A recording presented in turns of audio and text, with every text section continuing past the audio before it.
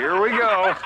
Peter Doocy is in Belen, New Mexico for us. What did you get, Peter? Sandra, we got a first-of-its-kind reaction to that testimony. Nobody has asked President Biden yet about these allegations from a former Hunter Biden business associate that Hunter would call his dad, then the vice president, and put him on speakerphone to chat with his business associates. So at the conclusion of this event, I had a chance, at the president's invitation, he waved his son over to ask him.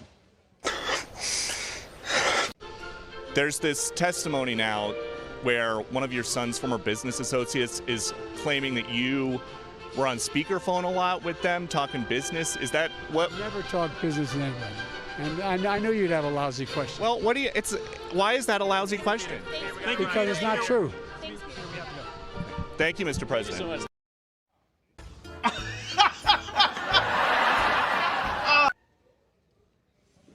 And so he wanted to talk about the transition to a green economy. He did not want to talk about that, but it does now conflict with the sworn testimony of Devon Archer. Devon Archer went under oath to talk about these speakerphone calls. Some of the Democrats that came out of that room where they were listening in private said that the president was just talking about the weather, but he's saying that they didn't talk at all. Back to you.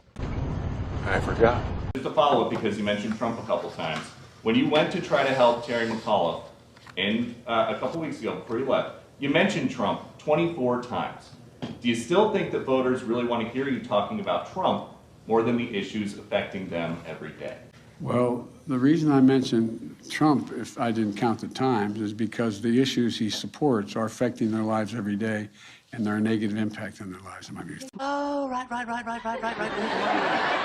Mr. President, I have a question about something that you just said. I'm sure you do. Thank you. You just said there is no wall high enough and no ocean wide enough to protect us from the virus. So what is the thinking behind letting untested and unvaccinated migrants cross the southern border into U.S. cities in record numbers? There is, what we're doing, we have not withdrawn the order that is sometimes critical or criticized.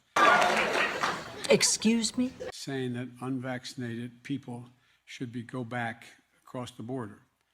But unaccompanied children is a different story, because that's the most humane thing to do, is to test them and to treat them and not send them back alone.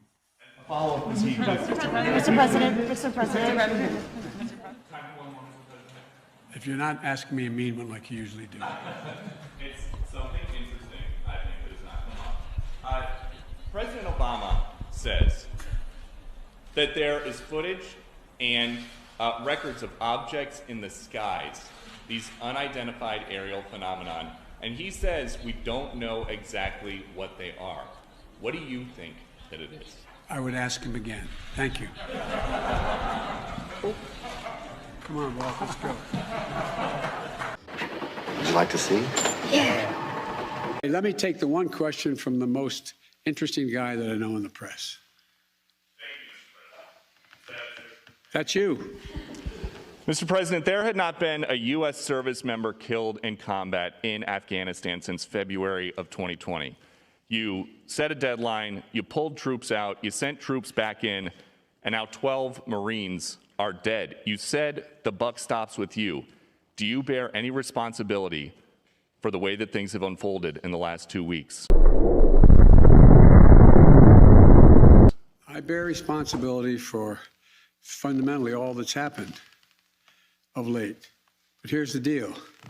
You know, I wish you'd one day say these things.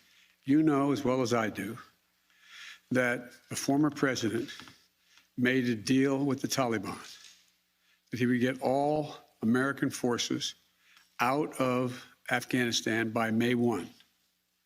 In return, the commitment was made, and that was a year before.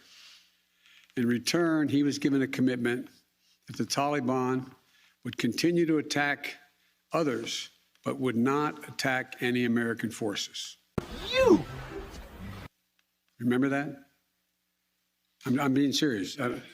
No, I'm asking you a question. Because before... No, wait a minute. I'm asking you a question. Is that accurate, the best of your knowledge? What? I don't think it's the issue that, do you think that people have an issue with pulling out of Afghanistan or just the way that things have happened? I think they have an issue that people are likely to get hurt. Some, as we've seen, have gotten killed, and that it is messy. The reason why, whether my friend will acknowledge it or has reported it, the reason why there were no attacks on Americans, as you said, from the date until I came into office, was because the commitment was made by President Trump, I will be out by May 1st. In the meantime, you agree not to attack any Americans. That was the deal. No. That's why no American was attacked. A few days ago, you said you squarely stand by your decision to pull out. Yes, I do, because look at it this way, folks, and I have another meeting for real.